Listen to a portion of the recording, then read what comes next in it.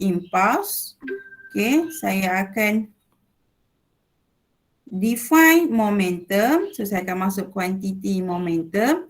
Kemudian saya akan masuk quantity impulse untuk hari ini.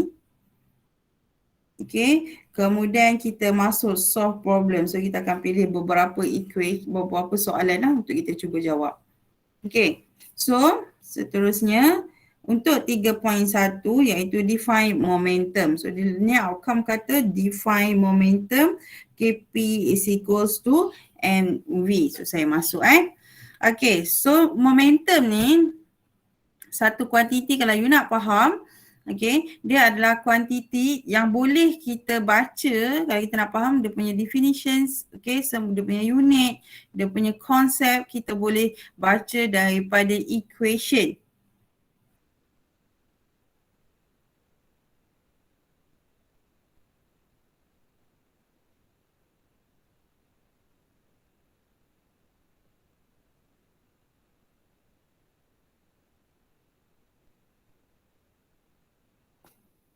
Okay, impulse pula.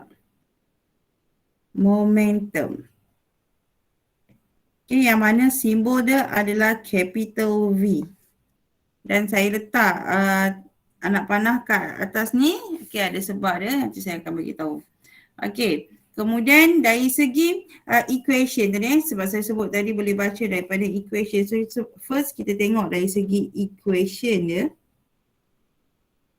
So, equation momentum adalah P, simbol P, okay, sama dengan M, mass darab dengan velocity. So, mass ni adalah mass of the object. V ni adalah velocity. So, daripada sini you nampak, momentum adalah kuantiti yang mana kita akan darabkan mass of the object dengan velocity of the object. It means that dia mesti ada mass, dia mesti ada velocity, baru boleh objek tersebut ada quantity momentum.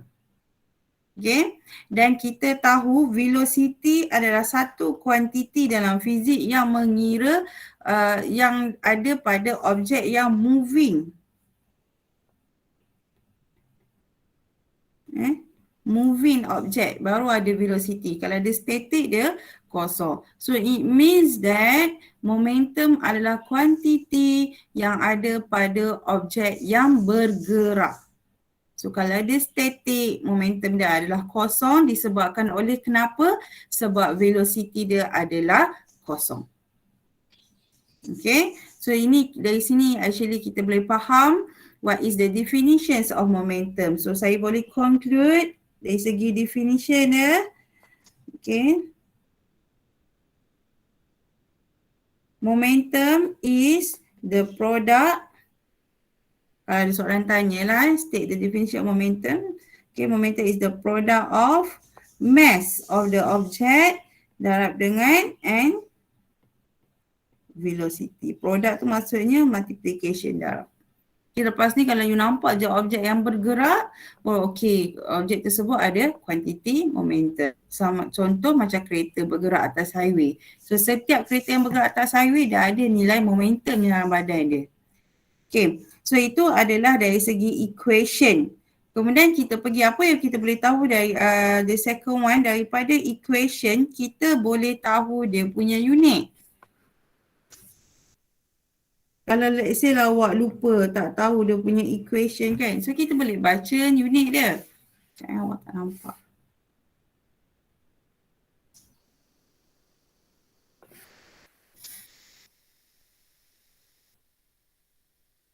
Kejap saya adjust screen saya. Awak tak nampak.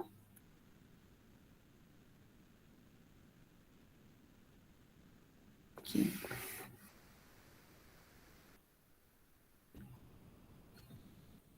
Okay, so unit. So nak tahu macam mana? Because equation dia adalah P sama dengan mv. So saya nak tanya apa unit untuk mass? Kelas. Apa unit untuk mass?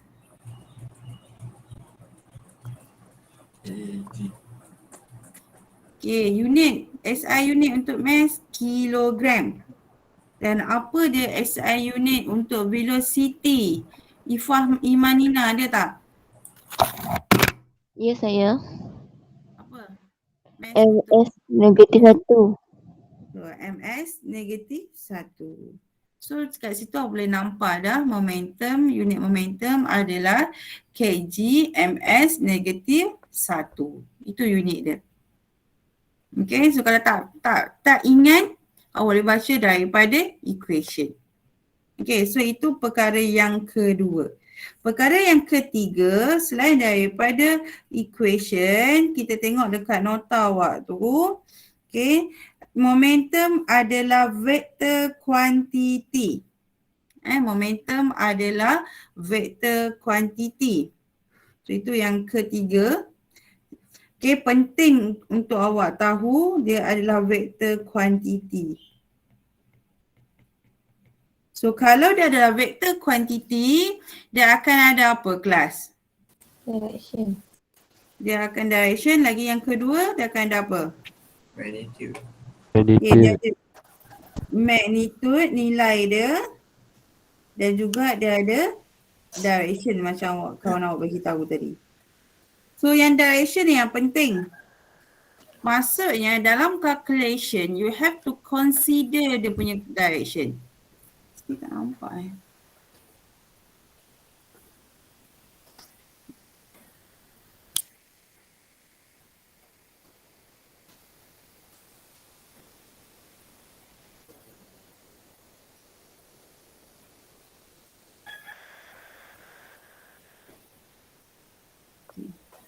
Okay, saya ulang, saya continue. Okay, dalam direction you have to consider in calculation. Yang ni kena take note betul-betul. Okay. Have to consider. Lamanya saya tak dengar bunyi ayam berkokok. Sebab saya tak duduk kat kampung. Seronoknya. Okay, have to consider in calculation. Okay, kena consider dalam calculation. So macam mana nak consider direction of momentum dalam calculation? Kalau you tengok kat sini, equation dia adalah mass darab velocity. Mass tak ada masalah sebab dia magnitude. Velocity ni adalah vector quantity, dia ada arah. So kena consider dalam calculation. That means you have to consider dia punya sign convention.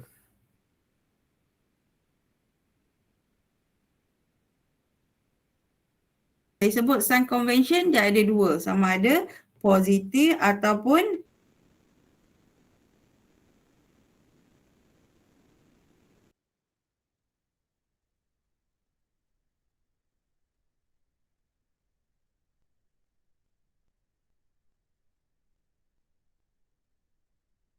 okay, you have to consider positif dengan negatif. Okay. So lagi satu perkara yang kedua, untuk vektor kuantiti ni saya nak bagi tahu dalam syllabus awak, selain you have to consider dia punya sign convention, okay, positif dengan negatif untuk nilai yang dimasukkan dalam equation momentum, okay, dan untuk syllabus awak, perkara yang kedua, okay, awak punya lingkungan untuk kita belajar hari ini, okay, vektor kuantiti momentum hanya melibatkan two dimension sahaja. Two dimension pula. Melibatkan one dimension sahaja. One dimension vector. Syllabus awak. So masa chapter 1 saya dah jelaskan apa beza one dimension vector, apa beza dengan two dimension vector. Okay. So ini adalah contoh, okay, momentum yang berada one dimension. Okay, bermaksud vektor momentum awak hanya melibatkan satu komponen sahaja. Kalau dia berada secara horizontal, dia hanya melibatkan komponen X. Kalau dia duduk menegak sama ada ke atas ke bawah, dia hanya melibatkan Y komponen. So ini adalah syllabus awak. Okay, yang melibatkan one dimension. Tetapi bila you masuk semester 3 SDS, you akan syllabus you akan lebih luas dan SDS nanti akan membincangkan momentum yang 2 dimension.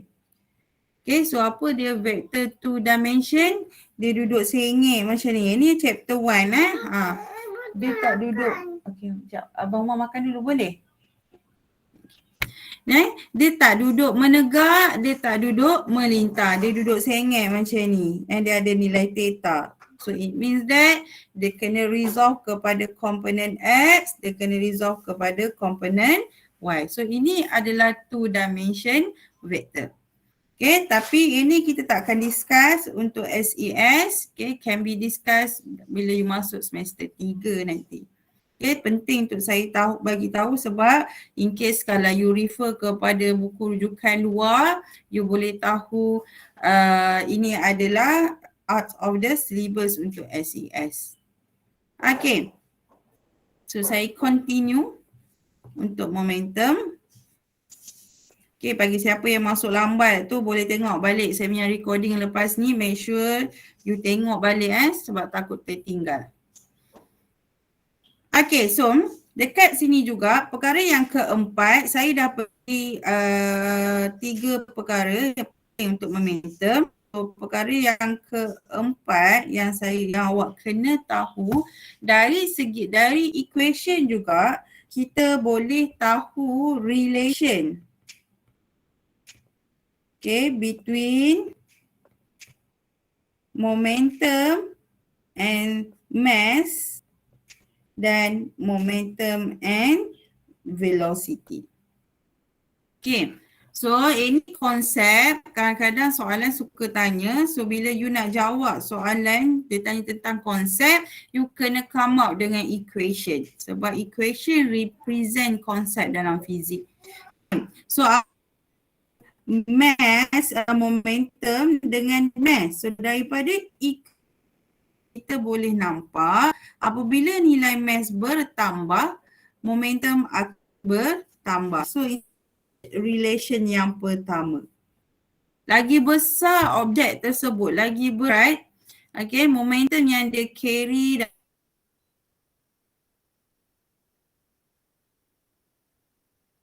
tersebut akan lebih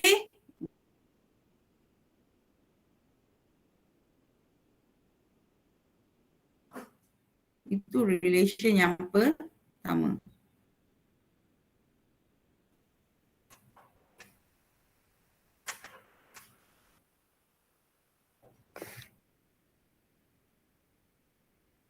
Madam black madam.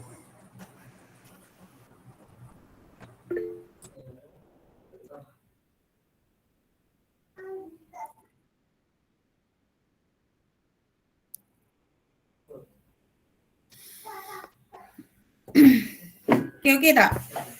Saya tak tahu lah, saya unify dah. You saya punya line, unify kadang-kadang pagi-pagi. Kabur madam.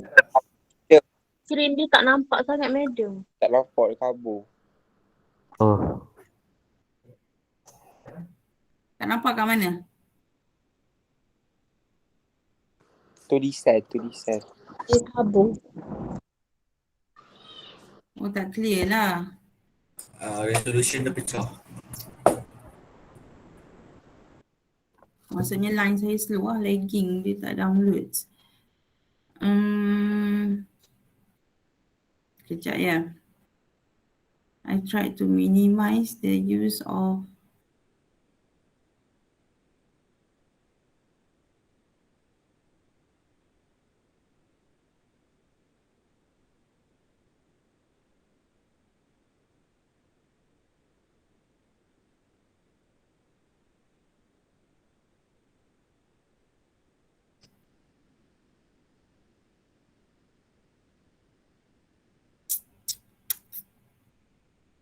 this means that I have to consider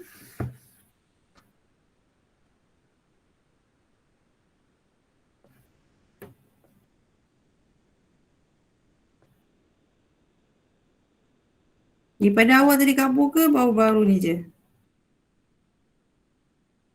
baru-baru baru ni je. Okay. Saya share screen lah macam tu.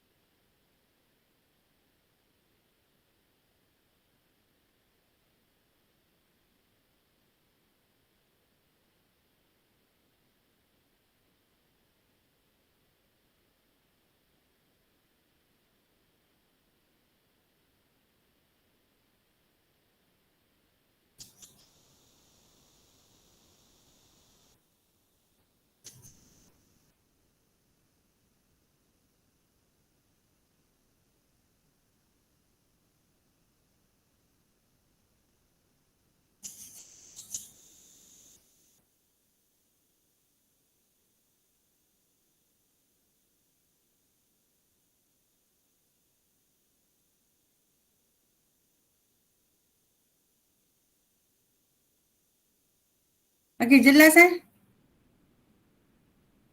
Jelas. Kamu lagi.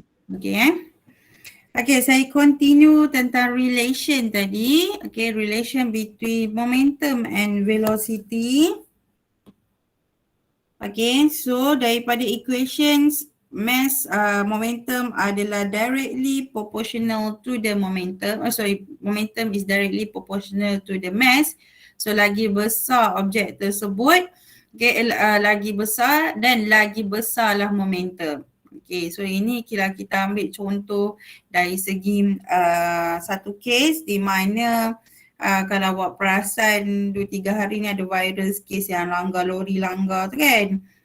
Banyak kereta kat depan yang Myvi penyek semua tu kan. Okay, kita tengok kat situ ada banyak kereta, saya tak ada video tu. Okay, kalau siapa perasan lah viral kan yang lori warna orange tu yang besar tu dia langgar dekat traffic light kat Ipoh tak salah saya. Okay, so dalam kes kalau awak tengok, okay, awak ada lori dan awak ada kereta. Dia melibatkan kereta dan kereta. Okay, kita tengok lori dengan kereta dahulu. Kenapa Myvi kuning tu memang dia kerosakan ataupun kemat kereta tu dia memang hancur terus kereta tersebut. Berbanding dengan kereta yang dekat depan tu, okay, mungkin kemat depan, kemat belakang sahaja, tapi Myvi seorang tu dia memang kata total loss lah dia punya kereta kan. Okay, sebab okay, lori dengan kereta, siapa lagi besar mass? Kita letak nilai lah. Lori. Kita letak Lori. so mass Lori. Contohlah mass 100 gram, kereta car 50 kilogram. So daripada sini kita nampak mass lori lebih besar daripada mass car. So it means that momentum lori akan lebih besar daripada momentum car. Walaupun dua-dua objek ini bergerak, mungkin sedang bergerak ataupun stop, okay. Dua-dua ni bergerak dalam velocity yang sama. Let's say kita letak nilai 10 ms negatif 1. Velocity kereta pun 10 ms negatif 1. Okay, dan keadaan dua-dua sedang bergerak, contoh ada di velocity yang sama. Tetapi momentum lori lebih besar. So bila berlakunya accident, okay, lori akan memberi impact yang lebih besar berbanding kereta. Sebab tu kalau kita accident dengan lori lebih teruk kalau kita compare accident tu melibatkan kereta dengan kereta sahaja. So kita compare kereta, car dengan car. Okay, dia ada mass yang sama. Let's say 50 kilogram. 50 kilogram pula. Okay, saya letak ni. Okay, so berbanding, so exceed, bukan kita nak minta so tapi kalau kita nampak, awak nampak dia highway, lori, kalau pelanggaran lori dengan kereta, impact accident dia akan lebih teruk berbanding accident yang melibatkan kereta dengan kereta. Sebab momentum ni. Okay, sebab momentum yang dibawa oleh lori lebih besar, so impact of the accident akan lebih besar. Okay, yang kedua, relation yang kita boleh tengok yang melibatkan momentum adalah relation yang kedua iaitu P.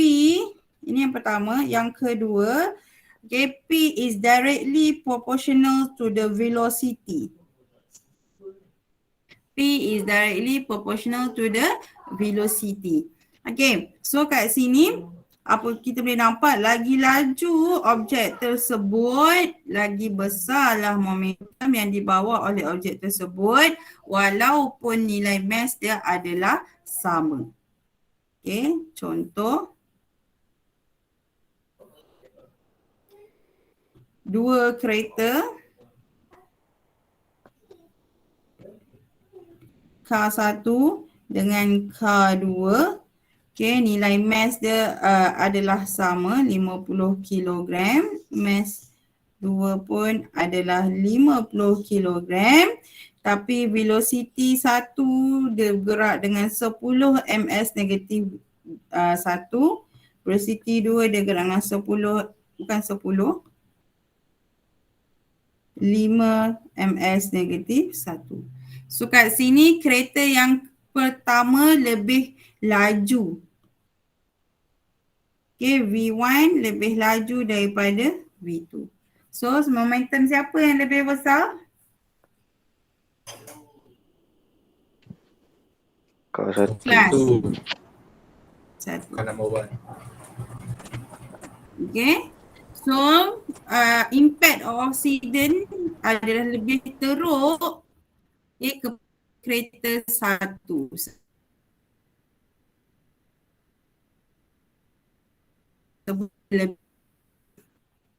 Walaupun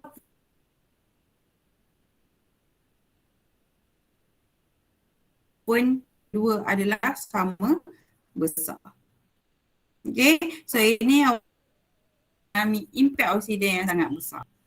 Okay, so itu adalah momentum. Okay, so kita tengok apa lagi perkara yang saya takut saya tertinggal. So unit dah. Okay, so habis untuk momentum. So saya bagi conclusion, saya pergi momentum dari segi equation pertama, kemudian saya pergi kepada unit, kemudian saya pergi kepada vector quantity, dan saya pergi kepada relation. So ini 4 perkara yang you wajib faham tentang momentum. Okay, so next saya nak pergi kepada quantity yang seterusnya. Okay, boleh tengok awak punya nota impuls. So momentum mungkin you pernah dengar waktu you SPM. Okay, impuls mungkin you jangan dengar. Okay, ataupun mungkin ada yang bagi awak term yang baru. So kita tengok apa dia impuls.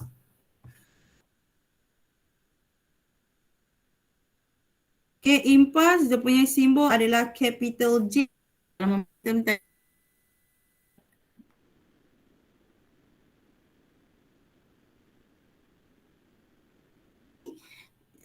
Momentum menggunakan simbol P, impuls menggunakan simbol J.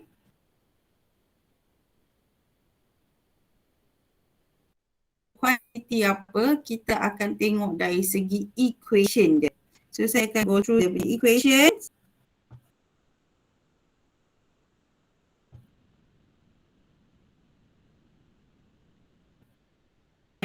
Impuls dia actually ada banyak.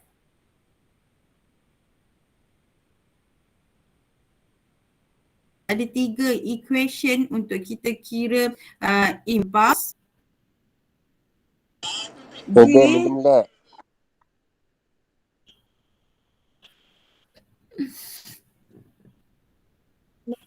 Medium lag.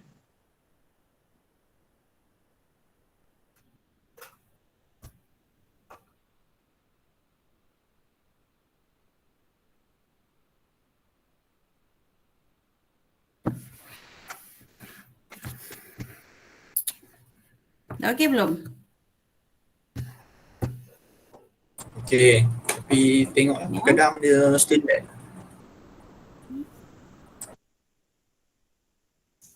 Sekejap saya nak test speed.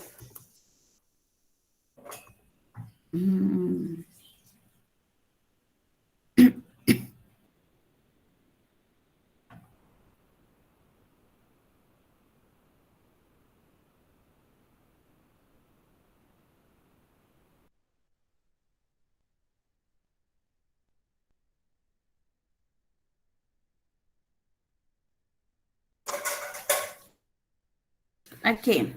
Saya tukar saya punya tu. Okay, equation yang pertama, kalau tengok pada equation awak adalah force darab dengan del T. Okay, force darab dengan del T. So, saya define satu per satu. What is the force? Okay, force F kat sini adalah kita namakan sebagai acting force. Del T kat sini adalah kita define sebagai time contact. Time contact. Okay, so acting force bermaksud adalah force yang dikenakan pada objek yang kita nak study dia punya impulse. Okay, saya bagi contoh. Case di mana awak ada dinding. So this is the wall. Okay, kemudian awak ada bola, awak baling bola pada wall tersebut. Okay, so bola ni akan bergerak towards the wall. Okay, ni arah U ball. And bergerak towards the ball. Okay, once the ball hit the wall, apabila bola ini menyentuh dinding, dia dah sampai kat dinding and then dia sentuh. Okay. Once it hits the wall, maksudnya dia akan kenakan daya pada dinding. So daya yang dikenakan oleh bola pada dinding tersebut itu adalah kita namakan sebagai acting force. Okay, daya yang dikenakan. Dan apabila bola ini hit the wall, dia akan ada time contact. Bila dia sentuh dinding, dia ada time contact. Walaupun time contact dia memang sangat sekejap. Sebab apa? Lepas dia hit the wall, awak perasan kalau awak tahu secara logiknya dia akan bounce balik bola tu kan. So once dia hit the wall tu, dia ada time contact dia. So kat situ akan ada quantity del T, time contact. Okay, so kalau tengok dekat sini, apabila ada acting force, quantity acting force, force yang dikenakan pada objek tersebut, and time contact, okay, berapa lama dia bersentuh, so akan wujudlah quantity impulse. Saya boleh conclude dekat sini, impulse adalah quantity yang hanya ada apabila dua objek contact.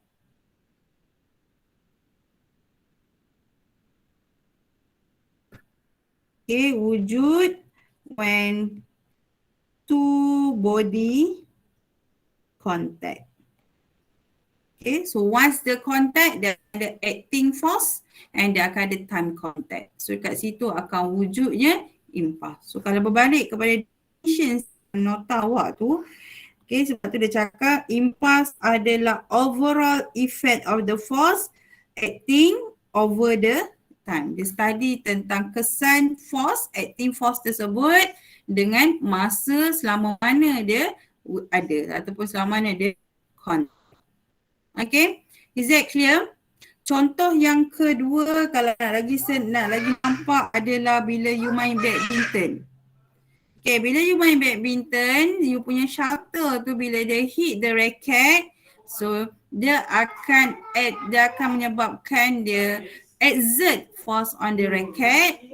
Okay, so then once the contact, dia akan ada del T, so kat situ akan berlakunya impulse. So impulse ni berlaku sekejap je once the contact. Bila shuttle tu dah patah balik, bounce, tak ada dah impulse. So dia hanya berlaku in a short time interval. Hanya sekejap saja impulse ni. Okay, so itu adalah impulse, iaitu satu kuantiti yang barulah untuk awak. Okay.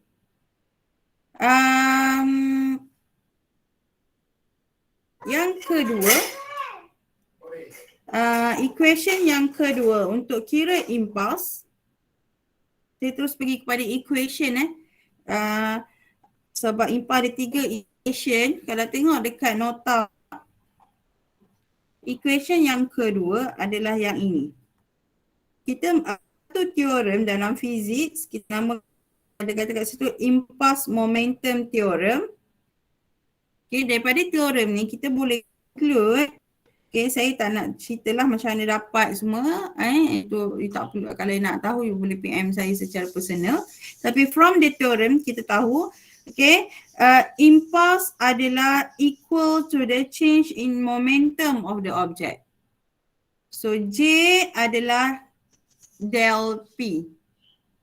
Okay, it's a change of momentum. So itu equation yang kedua.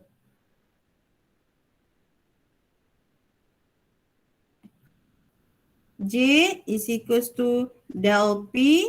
Okay, dan awak tahu del P is change of momentum dalam fizik. Kalau kita nak tahu perubahan, kita akan guna operasi tolak. So P final minus dengan P initial. Okay, dan final adalah, sebab awak belajar tadi impulse adalah apa dia? Apa equation impulse class? MV. MV. Okay. Plus kalau kita nak kira momentum initial, dia akan jadi M darab dengan V. V initial velocity, so simbol dia apa dia? MU. Okay, so actually equation yang kedua ini, dia nak tunjuk ke awak relation between impulse and momentum.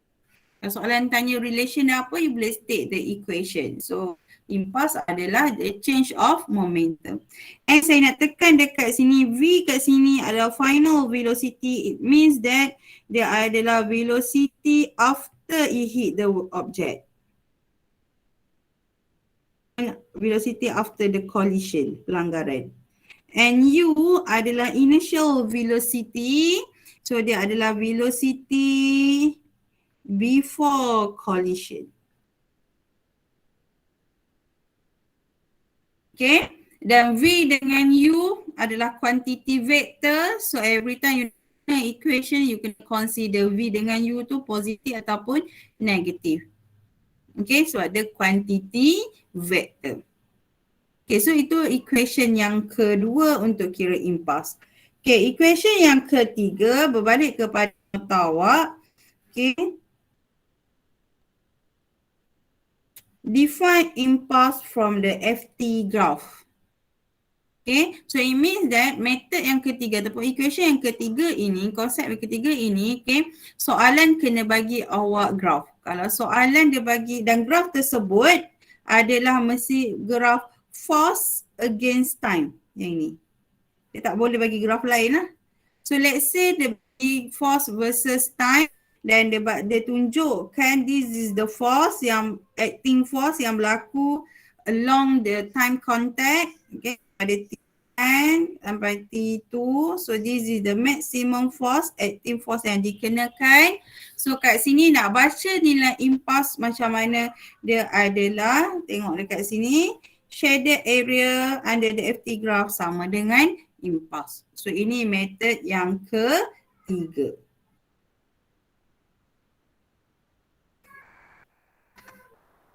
So J is area under graph. Okay, graph apa? Force versus T graph. Okay, so ada 3 method. Dan ada juga tanya saya, madam, equation ni kena hafal ke? Okay, kita tengok dalam you punya list of formula ada dekat Freeboard.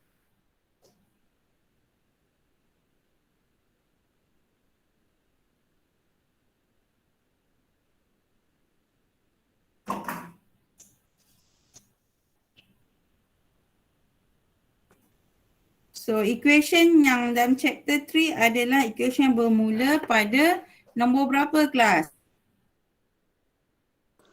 7.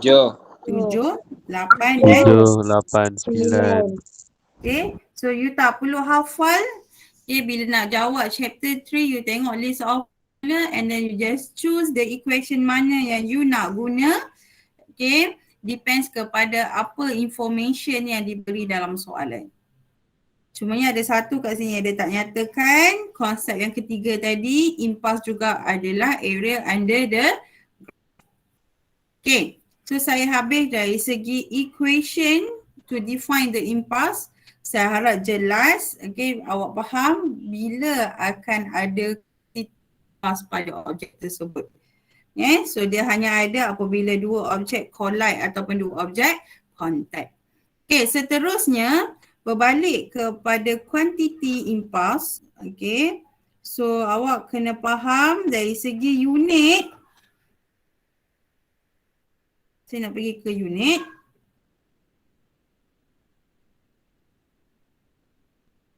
Question 1. So nak pergi kepada unit. Okay, apa unit impulse? Disebabkan equation dia ada dua. Okay, so akan ada dua unit impulse yang awak tak perlu hafal pun. Kalau awak tak ingat boleh baca daripada equation. So kalau yang pertama, because formula dia ada J dan F del T. So kat sini awak boleh tahu force, apa unit untuk force? Farhan, ada tak? Apa unit untuk force?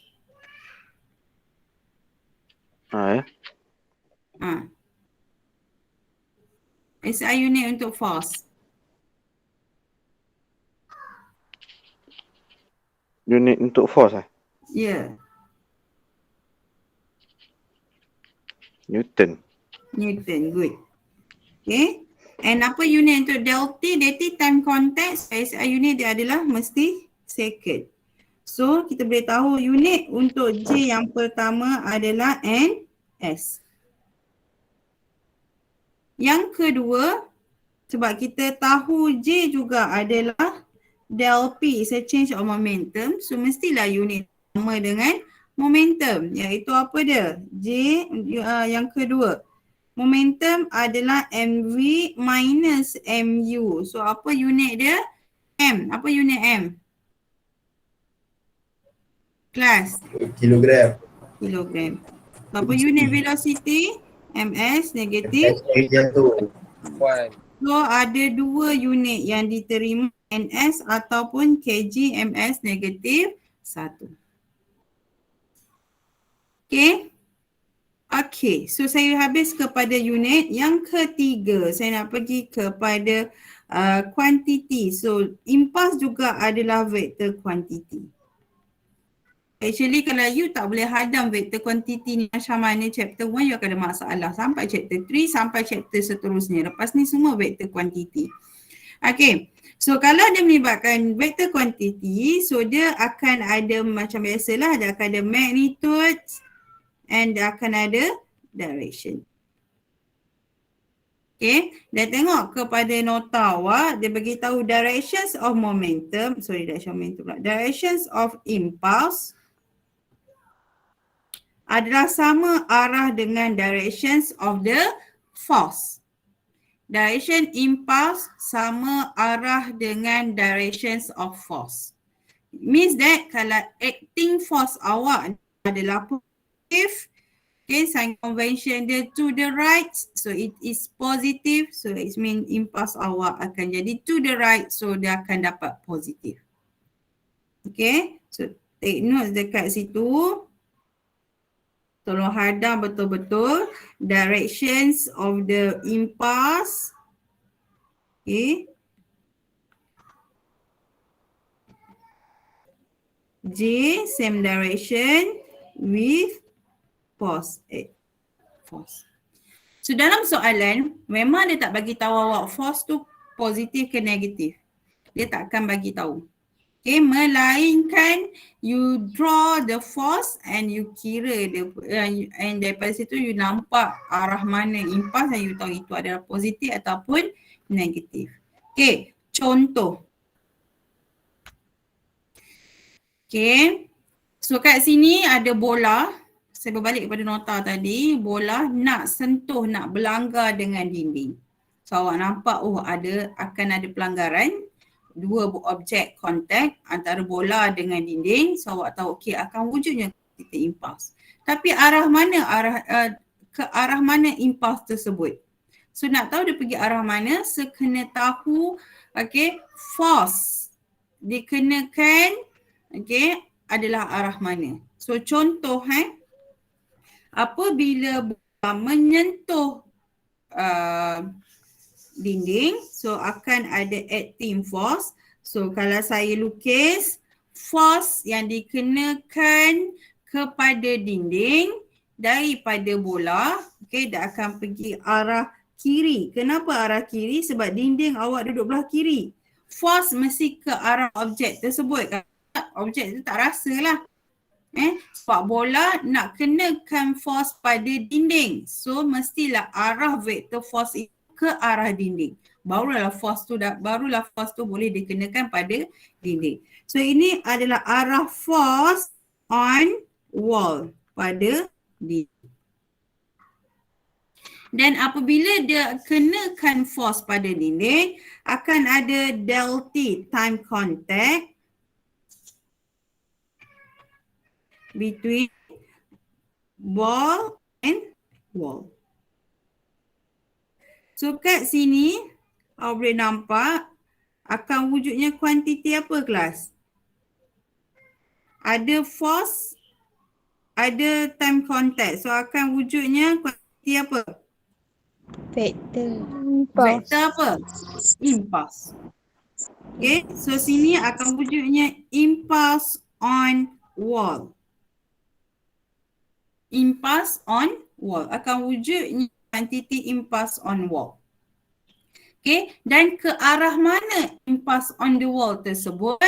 So konsep kata tadi apa? Impulse akan sama arah dengan force yang dikenakan. So disebabkan on the wall ke arah kiri, so sign convention dia adalah negatif. So J on the wall pun akan pergi arah kiri juga.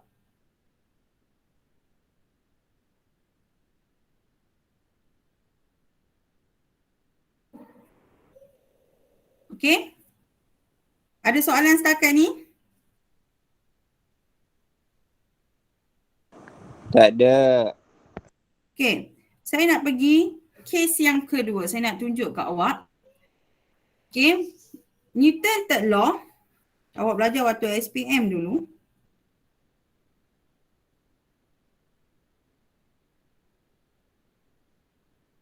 Newton third law bagi tahu every action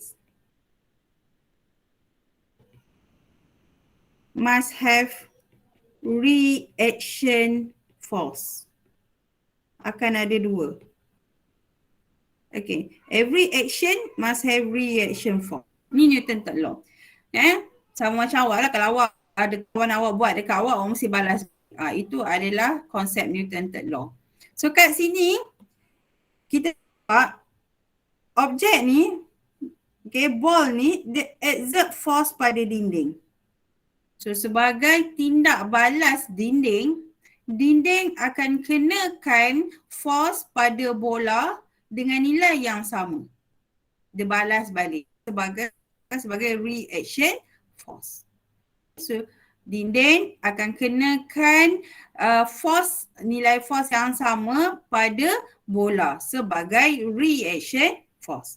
Dan kalau saya nak lukis reaction force daripada dinding tadi kepada bola, okay, dia akan pergi arah mana? Kanan. Kanan. Sebab bola awak duduk dekat kanan. So ini adalah force on ball. Which is kita tahu ini adalah sebagai reaction force.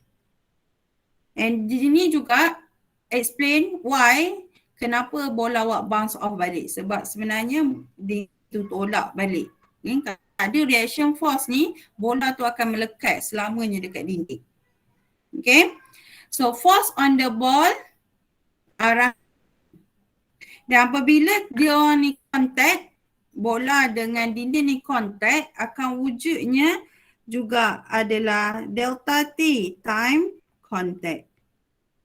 So awak nampak ni ada dua kuantiti yang wujud. Yang pertama force, yang kedua delta T time contact.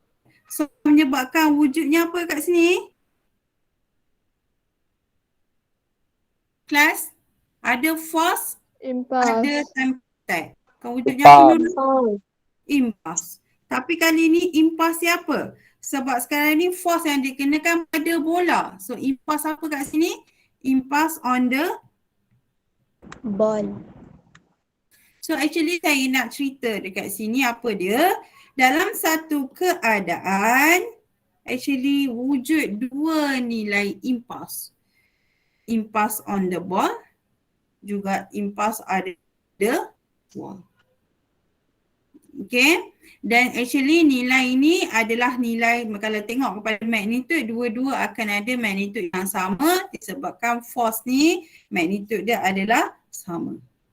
Tetapi tengok dari segi sign convention, disebabkan force on the ball ini ada arah kanan, so J on the ball akan pergi arah kanan juga.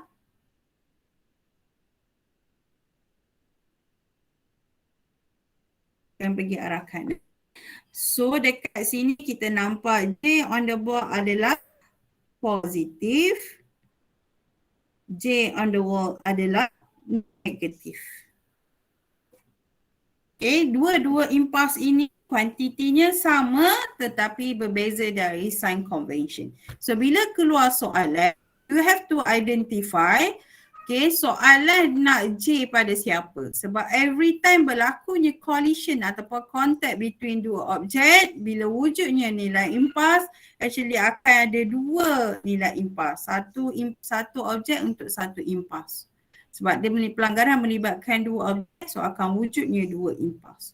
Is that clear? Okay. Sini. Saya dah habis. Saya dah masuk bawah equation, 3 equation object impas. Saya dah masuk kepada unit and saya dah masuk kepada vector quantity. So vector quantity kat sini paling awak kena faham dari segi direction dia.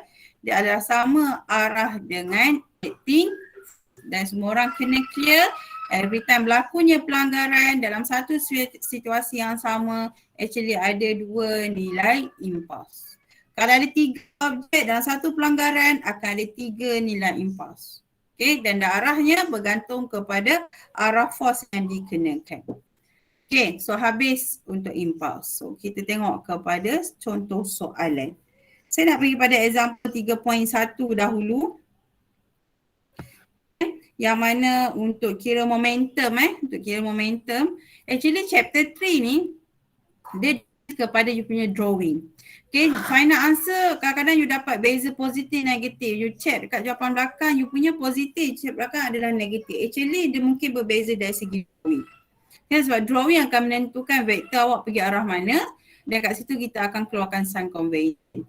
Contoh saya boleh tunjuk kat sini, let's say lah untuk case ni dia kata momentum of the object 12 kg moving at 10 ms negative 1. Moving at 10 ms negative 1. Okay, so kat sini kita nampak yang dia bagi kat awak ini adalah 10 ms negative 1 adalah nilai velocity awak. Okay, 10 ms negative 1. Dan dia boleh jadi positif dia boleh jadi negatif. It depend on sebab soalan tak sebut dia gerak ke kanan, soalan tak sebut dia bergerak ke arah kiri. Okay, so kalau soalan macam ni you have to draw. Kalau you rasa you draw dia punya jawapan is depend on your drawing. Kalau you letak drawing you objek bergerak ke arah kanan, so velocity awak V positif ke negatif kelas? Positif. Positif. Positif. So akan letak positif dulu ms negatif 1. Tetapi okay, kalau you buat awak punya drawing objek bergerak ke arah kiri, so for this time velocity awak akan jadi negatif 10 ms negatif 1. Okay, so untuk saya hari ini saya menggunakan drawing yang ini. So saya punya calculations adalah P sama dengan mv sebab dia tanya momentum. So mass is 12 kg, velocity adalah 10, so dapat 120. Unit untuk momentum apa dia? Nurin Akilah ada tak? Ya, madam. Okay, apa unit dia untuk momentum? kgms negatif 1. Good Nurin, kgms negatif 1. So ini adalah example 3.1. Senang tapi soalan macam ni takkan keluarlah dari SPM. Soalan yang senang. Dia just soalan untuk awak faham konsep dia. Okay. So saya pergi kepada soalan yang kedua. Okay, soalan yang kedua adalah dia tanya tentang impas dan impas yang melibatkan objek apa? Ball dengan raket. Okay, ball dengan raket. Sama juga you have to draw di mana posisi ball, di mana posisi raket. Okay, so untuk hari ini saya lukis posisi raket saya ada berada di sini. So this is contohlah raket awak. Okay, and posisi bola awak berada di sini. Okay, then in order the ball can hit the racket, mestilah dia akan bergerak ke arah the racket kan. So kita boleh nampak arah motions untuk ball adalah ke kiri. Okay, kemudian dia kata okay, impulse up on the ball. Dia bagi awak impulse on the ball. So J ball. Okay. When it hits the racket adalah 600 Newtons. Dia bagi magnitude So awak tahu J adalah vektor. So it can be positive, it can be negative. You have to identify sama ada J awak positif ataupun negatif. Okay, so nak tahu arah J pergi arah mana, so kita akan tengok arah apa?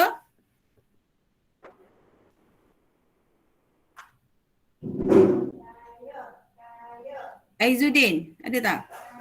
Okay, Wina dah tolong jawab, thank you. Okay, kita akan tengok arah force on the ball. Okay, so arah ni sama dengan force on ball.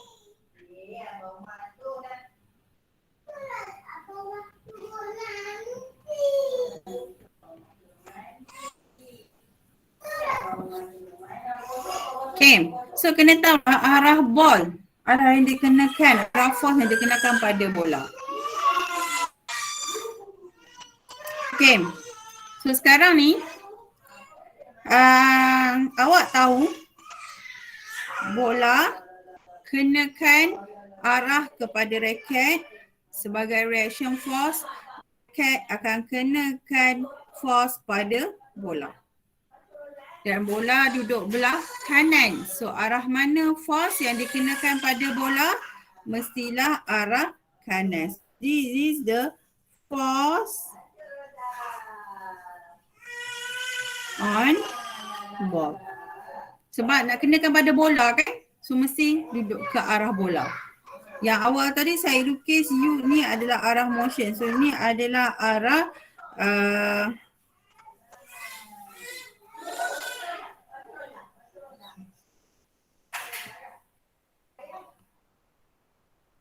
Ni adalah arah U ball. Okay. Dari sini awak tahu bila force on the ball arah kanan, so it means that dia sama arah dengan impulse on ball. So bila dia pergi arah sama dengan on the ball, dia pergi arah sama on the ball, force dengan je arah sama. So awak boleh nampak kat sini, force arah kanan, so impulse pun arah kanan. So it means that ball awak adalah positif ke negatif? Positif. Positif 600 second. So you have to say dia punya positif atau negatif. Kemudian calculate impulsive force and the time contact dia bagi adalah 0.3. So dia nak nilai force berapa, time contact dia bagi adalah 0.3 second. So nak guna equation yang mana satu? Awak ada 3 equations. Equation 1, equation 2, equation 3. Equation 1. Transfer. Ya, betul. Equation 1 lah sebab dia bagi awak in term of force dengan T. So kita masukkan nilai J, F, del T. So J positif 600, force yang awak nak cari 0.3. So awak akan dapat force adalah, tak saya positif 2000 Newton. Dan positif, it means the force is to the right. So dia tally dengan drawing awak. Memang awak draw force ke arah kanan. So yang ini akan jadi berbeza. Siapa yang draw bola dia belah sini, terbalik. Contoh, dia draw arah sini.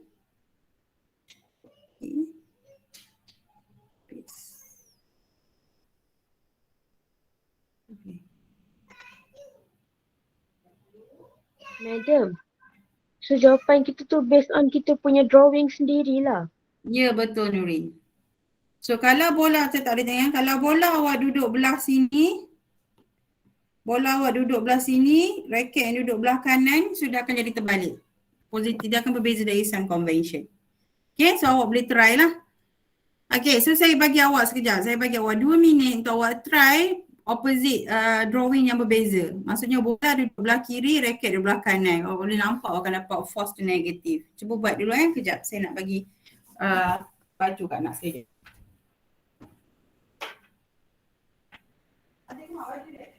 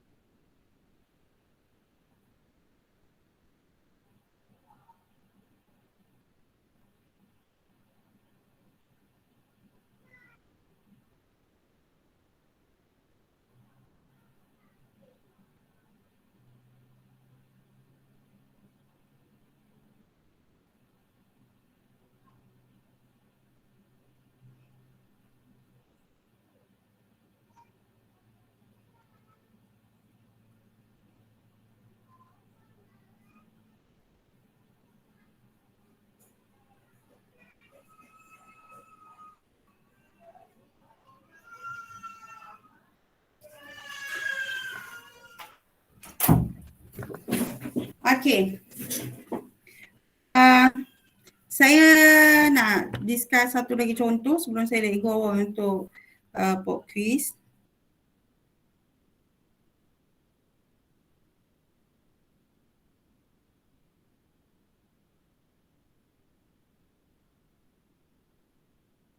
Okay, ada soalan tak setakat ni nak tanya?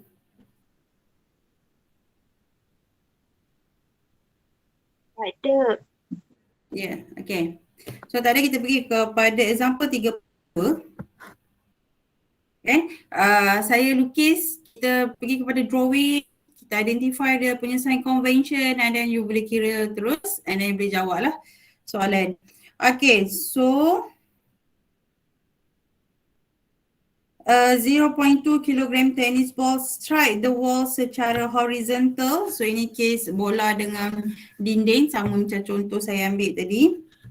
Okay, so awak lukis lah. So sekarang ni saya nak semua orang guna drawing yang saya tunjuk supaya you all ada jawapan yang sama dengan saya dan jawapan awak mungkin berbeza dengan jawapan dekat belakang sebab dia depend pada drawing. Okay, so kali ni saya nak guna drawing saya. Wall saya duduk belah kanan. This is my wall. And saya punya bola duduk belah kiri. Okay.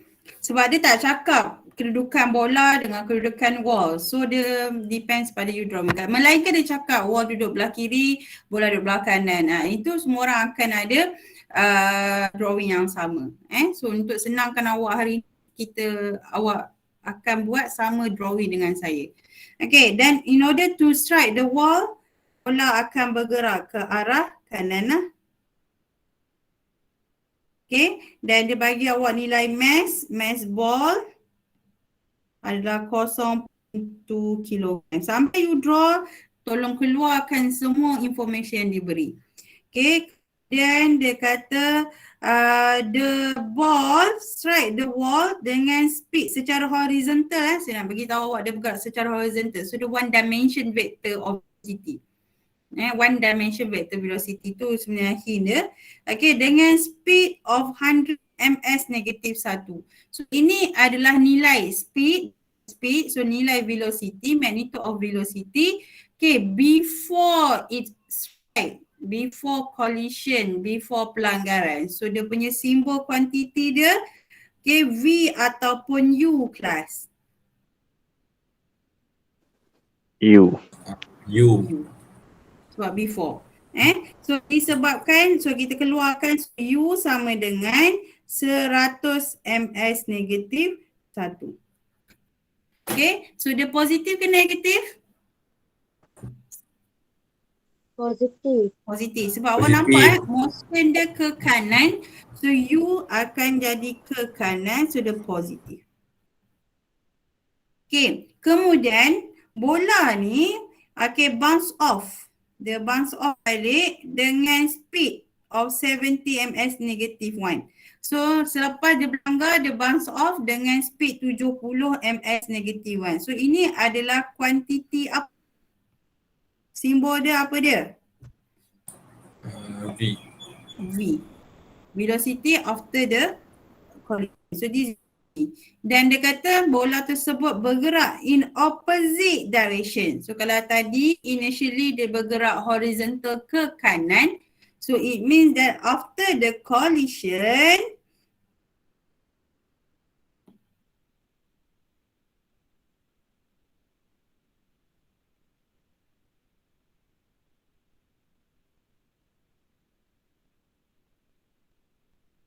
okay, after the collision, objek bergerak ke arah masih ke kanan atau bergerak ke arah mana?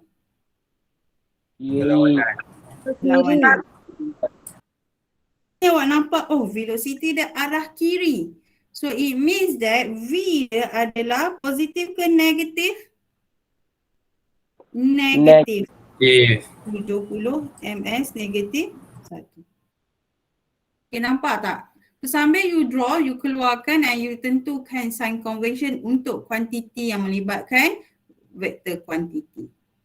And then so kira nilai impulse delivered to the ball. Delivered to the ball maksudnya nilai J ball.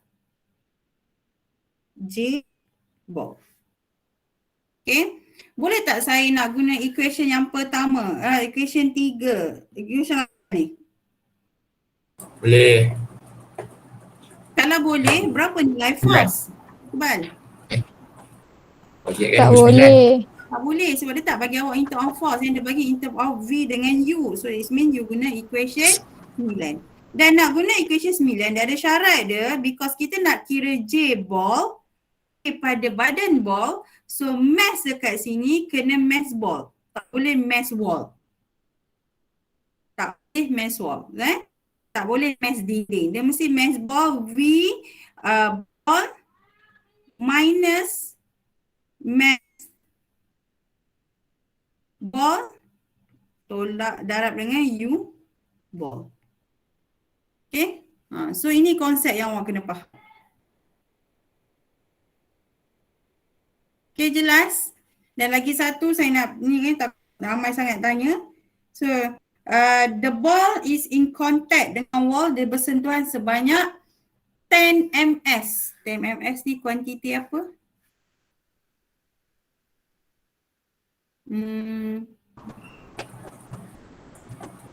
Samsina. Samsina ada tak Samsina?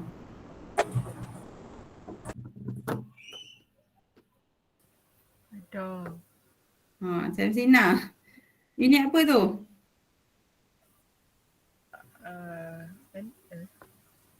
Tak breakfast lagi ya Samsina? Dengar macam ada. Tak betul lagi. Cepat. Tu untuk unit apa? 10 ms ni kuantiti apa?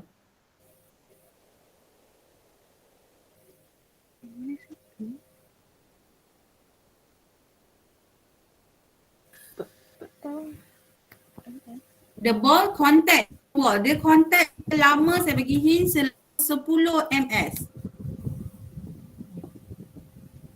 Rasa-rasa? Kuantiti Yang masa. Itu ke? Yes, delta T time contact. Tapi M dekat situ bukan meter itu adalah millisecond. So dia bukan bagi awak dalam SI unit. So nak guna nilai time contact ni you kena convert kepada SI unit. Okay, last. Okay, ada soalan tau untuk chapter 3.1 ni. So kalau tak ada, okay, saya nak awak buat soalan 1 dengan soalan 2. Okay, jawapan belakang pun ada. Boleh check, make sure you dapat jawapan. Kalau berbeza positif dan negatif tu, you kena recheck dengan saya balik. Tengok ni. Hantar dekat saya sebelum pukul 10. Boleh? Satu dengan 2 je kan, madam? Nombor 2 Ya, 3.2 ni. Soalan 1 dengan soalan 2. Soalan 1 saya dah tolong lukis. Soalan 2 adalah awak punya lukis pula. Test your punya understanding. Okay, kemudian dah siap hantar sebelum pukul 10. Okay. Okay, Assalamualaikum. Saya stay dekat Google Meet kalau nak tanya soalan. Okay, bagi siapa yang ni boleh terus leave the Google Meet and then proceed dengan 3.2.